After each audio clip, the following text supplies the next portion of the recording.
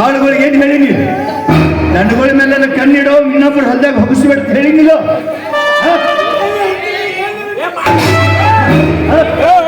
ಏನ್ ಹೇಳಿನಿ ನೋಡ್ರಿ, ರೈತನ ಹೊಲ ಹಾಳು ಮಾಡ್ಯಾವತ್ತ, ಕಣ್ಣೀರು ಹಾಕತ್ತ ಬಂದು ನಿಂತಾನ. ರೈತರ ಕಣ್ಣಾಗ ನೀರು ಬಂದ್ರ ನಮ್ಮ ಕಣ್ಣಾಗ ರಕ್ತ ಬರ್ತೈತಿ. ರೈತ ಈ ರಾಷ್ಟ್ರದ ಸಂಪತ್ತ. ಅಂತ ರೈತಗೆ ಅನ್ಯಾಯ ಆದ್ರೆ ನಾವು ನೋಡ್ಕೊಂಡು ಸುಮ್ಮನಿರ್ಬೇಕು. ನಮಗಿನ ಕಣ್ಣಾಗಿ ತೆಗಿತ ಹೇಳ್ಬೇಕಿಲ್ಲ ಅವನಿಗೆ. ಅವ್ರ ಕಣ್ಣಾಗ ರಗದು ಬರ್ತೈತಿ. ನನ್ನ ತಲೆ ಕಿವಿ ಗಟ್ಟಿ ಪಡೆದ್ರಿ, ನನ್ನ ತಲೆಗೆ ರಗದೆಲ್ಲ ಹೆಪ್ಪು ಗಟ್ಟಿ ಕೂತಿರ್ಬೇಕಂತ ರೈತ ನಿಮಗೊಂದು ಇಟ್ರೆ ನಾ ಎಲ್ಲಿ ಬಂದಿರ್ತಾನೋ, ಯಾರು ಸನ್ನಿಧಿಯಾಗಿ ನಿಂತಿರ್ತಾನೋ, ನಮ್ಮ ಮೈಯಾಗ ಕಬ್ಬರಿ ಇಟ್ಕೊಂಡು ನಿಂತಂದ್ರ ಬಡತ ಕಮ್ಮಿ ಬೆಳಿತಾವ. ಇಂದ ಉಪಯೋಗಿಸಿದ್ರೆ ಎತ್ತಿ ತಲೆಯಾಗ ಬಡಿತಾನ ಮಗನ. ಅವನು ಒಮ್ಮಿದಂದ್ರೆ ರಂಧಕ ಬಂದಾಗಿ ಬಿಡ್ತೈತಿ. ಅಕ್ಕೇನು ಹೋಗಿದ್ದೀನಿ ನೀನು ಹೇಳುದು ಕೇಳ್ರಿ. ಈಗ ಇಲೆಕ್ಷನ್ ಅಂತ ಹೇಳ್ತಾರೆ, ದಾರು ತರ್ತಾರ್ರಿ. ಇವ್ರು ವರ್ಷಕ್ಕೆ 5 ವರ್ಷಕ್ಕೆ ಇಲೆಕ್ಷನ್ ನಿಂದಿರ್ತಾರಿಲ್ರಿ, ದಾರು ತರ್ತಾರೆ. ಕಂಡುಪಟ್ಟಿ ಕಂಟ್ರಿ ಅವ್ನು ನಾಡಿ ಲೋಡ್ ಗಟ್ಟೆ ತರ್ತಾರ, ಕಾಂತು ಮನ್ಯಾಗ ಇಳಿಸ್ತಾರ. ಯಾರಿಗೂ ಒಬ್ಬರಿಗೆ ಊರಾಗ ಕೊಡಂಗ ಇಲ್ರಿ. ನಿಮ್ಮಂತವ್ರು ಕುಡಿಯವ್ರಿಗೆ ನಮಗ ಕೊಡಂಗಿಲ್ಲ. ಅವನ ಆಳುಗಳು ಕಮ್ಮಗ ಕುಡ್ದು ಹಣ್ಣಾಗಿ ಕುಡ್ದೇನಂತಿಲ್ಲ, ಕಮ್ಮಗ ಮಂದಿ ಹೊಲ್ದಾಗ ಹೋಗಿಸ್ಕೊಂಡು ಕಮ್ಮಗ ಆರಾಮ್ಸರಿ ನಿದ್ದೆ ಮಾಡ್ತಾರ. ಇವ್ರು ನಮ್ಮನ್ನ ಪಡ ಪಡ ಪಡ ನಾಯಿ ಪಡಿತಾರ. ಇವ್ರೇನು ಮನುಷ್ಯನ ಮಕ್ಕಳು ಇವ್ರು. ಮತ್ತೆ ಹಿಂಗ ಬಡಗ್ರೆ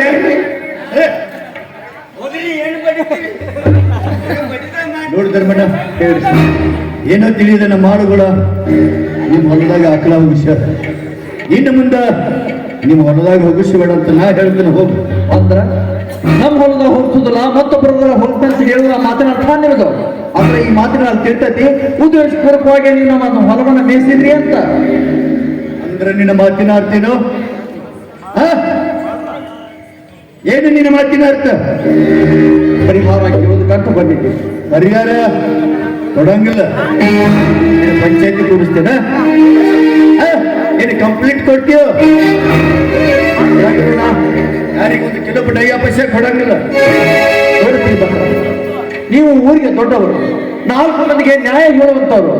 ನಿಮ್ಮಂತವ್ರನ್ನ ಪಂಚಾಯತಿಗೆ ಕರೆಸಿ ಇಂಥ ಸಣ್ಣ ವಿಷಯಕ್ಕೆ ನಿಮ್ಮನ್ನ ಅಲ್ಲಿ ಪಂಚಾಯತಿಗೆ ನಿಲ್ಲಿಸಿದ್ರ ಎಲ್ಲಿ ನಿಮ್ಮ ಮಾನ ಮರ್ಯಾದೆಗೆ ಧಕ್ಕೆ ಬಂದಿತ್ತು ಅಂತ ತಿಳಿದ ನಾನು ಸಣ್ಣವನಾಗಿ ನಿಮ್ಮ ಹತ್ರ ಕೇಳಕ್ ಬಂದಿದ್ದೀನಿ, ಪರಿಹಾರ ಕೇಳೋದಕ್ಕೆ ಬಂದಿದ್ದೀನಿ.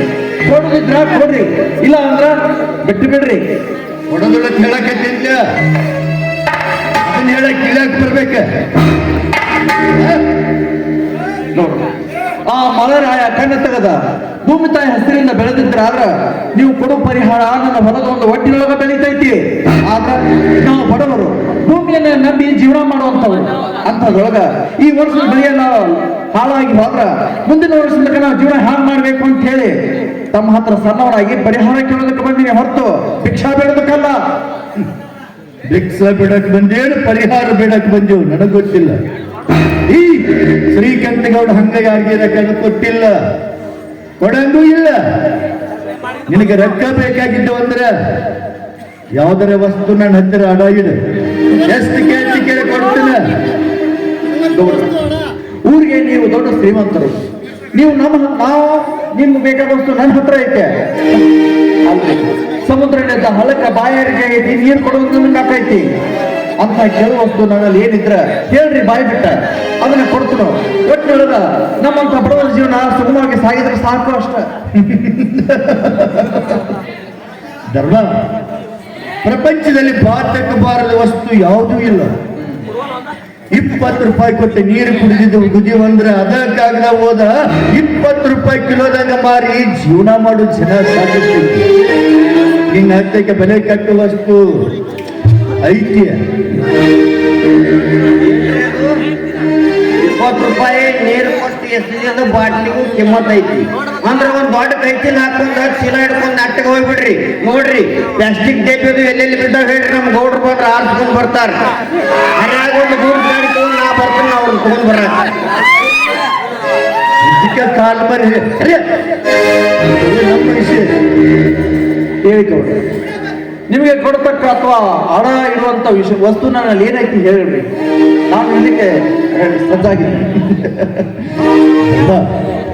ನಿನಗೆ ರೊಕ್ಕ ಬೇಕಾಗಿದ್ದು ಅಂದ್ರ ಇವತ್ತೊಂದು ರಾತ್ರಿ ನಿನ್ನ ಹೆಂಡತಿನ ನನ್ನ ಜೋಡಿ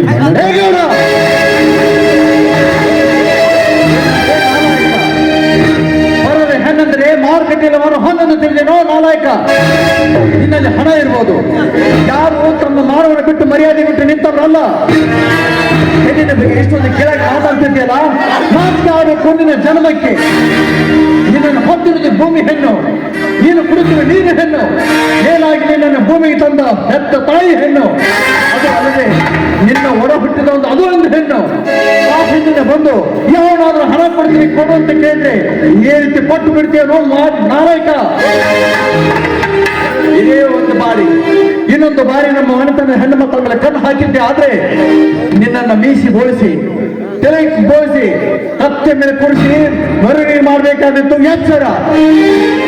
ಈ ವಿಷಯ ನನ್ನ ತಮ್ಮನಿಗೆ ಏನಾದ್ರು ತಿಳಿದ್ರೆ ನಿನ್ನ ನಿತ್ತಲ್ಲಿ ಸೀಳಿ ಬಿಡ್ತಾನೋ.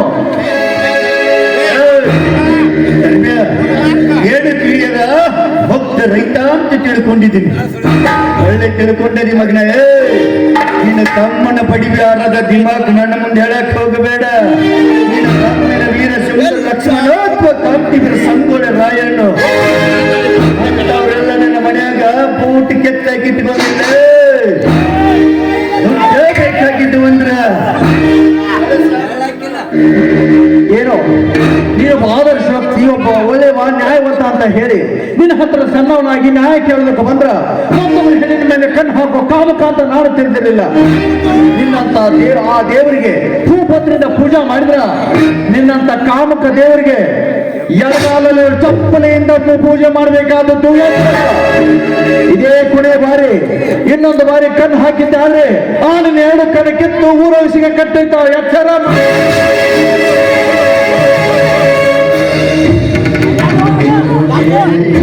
ಬೇಕಾಗಿತ್ತು ನಿಮಗೆ ಅದೆಲ್ಲ. ಅವ್ ಮಾತಾಡಿದ ನಾತ್ರ ಮಾತಾಡಿದ್ರಿ ನಿಮ್ ಮಾನ ಮರ್ಯಾದೆ ಒಂದ್ಸಲ ನಿಮ್ ಕಿಮ್ಮತ್ತ ಏನ್ ಹೇಳ್ತೀನಿ ಬೆಂಕಿನ ಹಚ್ಚಿ ಬಿಡು ಮಗನ. ತಂದು ಕೊಡ್ತೀನಿ.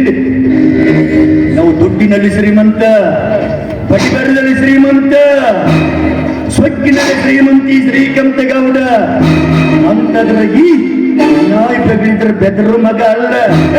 ಇದೇ ನನಗೆ ಹೊಸದು. ಯಾಕಂದರೆ ಅವ್ರ ತಮ್ಮ ಸಾಲಿ ಕಲಿಸಿ ಊರಿಗೆ ಡಾಕ್ಟರ್ ಮಾಡ್ಬೇಕಂತಾನಲ್ಲ, ಮೊದಲ ಅವ್ರ ಫೋನ್ ನಂಬರ್ ತರಿಸ್ಕೊಂಬ. ನೀವೇನು ಮನುಷ್ಯನ ಮಕ್ಕಳದಿರೋ ಗಂಡು ಮಕ್ಕಳದ ನೀವು ಅಲ್ರಿ. ಇತ್ತೀಚೆಗೆ ಹೆಣ್ಮಕ್ಳ ನಂಬರ್ ಒಬ್ಬರು ಕೇಳ್ತಿದ್ವಿ, ಈ ಗಂಡಸೂರ್ ನಂಬರ್ ಕೇಳಾಕ್ತಿರಿ ನಾಚಿಕೆರಿ ಬರ್ತೈತಿಲ್ಲ ನಿಮ್ಮ.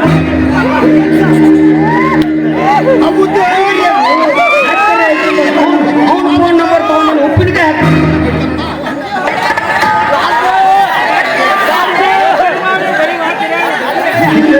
ಶಾಣೆ ಅನ್ನೋದು ಮಗನ ಫೋನ್ ನಂಬರ್ ಎಲ್ಲ ಅದಕ್ಕೆ ಉಪಯೋಗ ಮಾಡ್ತಾರಲ್ಲ. ಹೇಳಿದಷ್ಟು ಕೇಳ. ತಮ್ಮ ಫೋನ್ ನಂಬರ್ ನನಗೆ ಬೇಕು. ಇವತ್ತೀಗ ಮಾತಾಡಿ ಹೋಗಲ್ಲ ಮಗನ. ಎಂಟು ಮುಂದೆ ನೋಡ ಮನೆಗೆ ಕೆಟ್ಟ ಸರ್ಪವನ್ನು ಬಡಿಗಪ್ಪಿಸಿದ ಮಗ ಸುಖವಾಗಿ ನಿದ್ರೆ ಮಾಡಬಾರದು. ಯಾಕೆ ಎದುರು ಹಾಕಿರಿ ಅಂತ ಹಗಲಿರಲು ಕಣ್ಣೀರು ಹಾಕಿ ಕೈ ತೊಳಿಬೇಕ.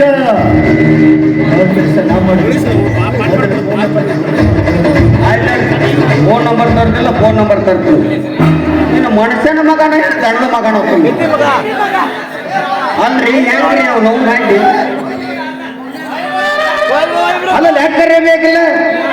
ಯಾರ್ದಾರು ನಂಬರ್ ಕೇಳಿ ತಂದ್ಕೊಟ್ಟು ಹುಡುಗರ ನಂಬರ್ ಹೆಂಗದ ಈಗ ನಾಚಿಕೆ ಮಾನ ಮರ್ಯಾದೆ ಒಂದು ಇಟ್ರೆ ಹೋಗ್ಬಿಟ್ಟು ನಾವೇನ ಇಟ್ಕೊಂಡು ಅವ್ರ ಅವ್ರು ಹೇಳಿದಾಗ ಕೇಳೋದು ನಮ್ಮ ಕರ್ತವ್ಯ ಐತಿ. ಅದು ಅದಕ್ಕೇನೈತಿ. ಫೋನ್ ನಂಬರ್ ಇಲ್ಲ, ಫೋನ್ ನಂಬರ್ ತರ್ತು ಅದಕ್ಕೇನೆ.